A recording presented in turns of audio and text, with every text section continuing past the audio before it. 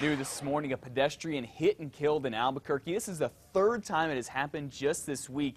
And this time, police say the driver took off. This crash happened at San Mateo and Lomas in the Northeast Heights about 10 o'clock last night. Albuquerque police say a woman who was walking got hit, was rushed to the hospital where she died. They're now looking for whoever hit her, someone driving a dark-colored Jeep or extended cab Toyota pickup truck. And Albuquerque police are having a busy morning right now. They are looking for two people involved in two different stabbings from overnight. One person was stabbed in the arm at First and Lomas, and another was stabbed in the stomach at TD's North.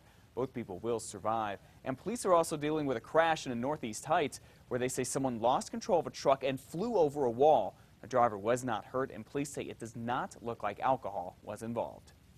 Albuquerque police is looking for a man they say is linked to several crimes, including several robberies in New Mexico. They say this guy is supposed to be on probation, but now is nowhere to be found. Police say this is surveillance video of Mark Carlson holding up a 7-Eleven store back in 2010. Investigators say this guy is linked to at least a half a dozen robberies in the Albuquerque area. Carlson was released from jail and placed on probation this past February after serving time for some armed robbery charges in Albuquerque. But police say the 20-year-old is now nowhere to be found.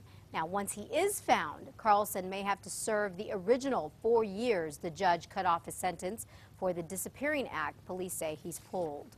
An Albuquerque man is accused of driving drunk with his kids in the car and causing a deadly accident is set to be in court this morning. Police say the crash killed a 36-year-old woman. Cops say Brandon Clark was driving drunk when he rear-ended the woman at a stoplight and caused her car to go into oncoming traffic. Police say Clark had his 4 kids in the car with him. He is now charged with vehicular homicide and child abuse. They say this isn't the first time he has been arrested for DWI. Clark was arrested back in 2008, but a judge dismissed that case. The toxicology test results from the man state police shot and killed in Glorieta back in October, are in this morning. The report shows that Samuel Pauly had a blood alcohol level of 0.06 and had marijuana in his system. The problem started when state police got 2 calls saying Samuel's brother Daniel was driving drunk on I-25. So officers went to the brother's home here, and they say both Daniel and Samuel had their guns out. Police say Daniel started shooting first, and when they shot back, they killed Samuel, who was standing in a window. Well, you will not believe this video we have this morning. Investigators say a hitchhiker had no idea what he was in store for when he got a ride in an RV in Roswell earlier this week. This dashcam video we got from state police shows all of it. They say Christina Vandergrift had just stolen the RV you see on the left side of the screen, then picked up a hitchhiker and his dog and got into a high-speed chase with police, even refusing to let the hitchhiker and the dog out. The RV finally crashed here. That's when Vandergrift tried to run, but police caught her. They say she told them she was on her way to Albuquerque to pick up drugs. Neither she or the hitchhiker were hurt in the crash. An internal investigation is underway this morning after fire investigators discover what caused the Bosque fire in Corrales last month. And you won't believe how they say the fire started. Fire investigators say an employee whose job it was to patrol the area for any fire activity accidentally started it. Investigators say the employee dropped an electronic cigarette while he was out. The group he was with tried to put out the flames, but it was no use. 350 acres were charred as a result of the fire. The blaze even threatened homes on the Sandia Pueblo. Investigators say electric cigarettes have a heater and a power source that can get hot enough to catch the cotton from a cottonwood tree on fire, which is what they think happened here. Fire officials say the man will not face charges because they say it was an accident.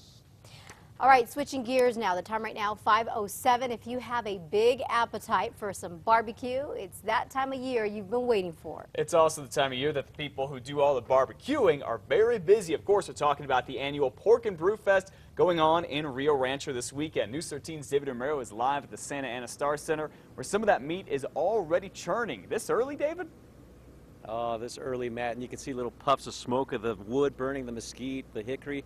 It smells really good out here, and of course, it's a competition for some who come out here to keep their pants up after eating so much of that barbecue, but the bigger competition is amongst everyone here wanting their food declared the best. You know, it's a fun hobby and people take it seriously. So, you know, it's a serious cooking competition. This is the 9th year the state barbecue competition has taken place at the Pork and Brew Fest.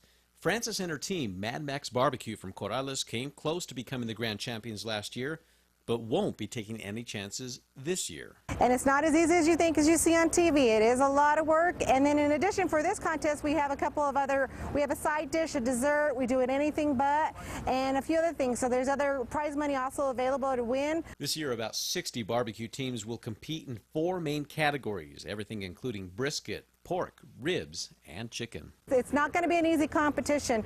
You know, we have some new teams that are coming in, and we have a lot of local teams such as Sweet Peppers. We've got Gary from Smoke Ring, OKC, as well as our South by Max's Barbecue. Most would agree the real winners are the people who get to eat all that good food. I'm not a pro cook. I was never trained professionally, something I love to do, and so that makes it really gratifying for myself, and being able to do that for somebody else is really great.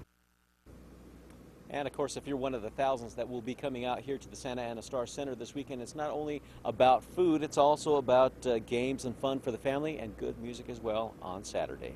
Matt, back to you. All right, thank you, David. I think you're going to show us some of that meat coming up in a little bit. The Pork and Brew starts at noon today, goes until 9 tonight, then from 10 to 8 tomorrow, and Sunday from 11 to 7.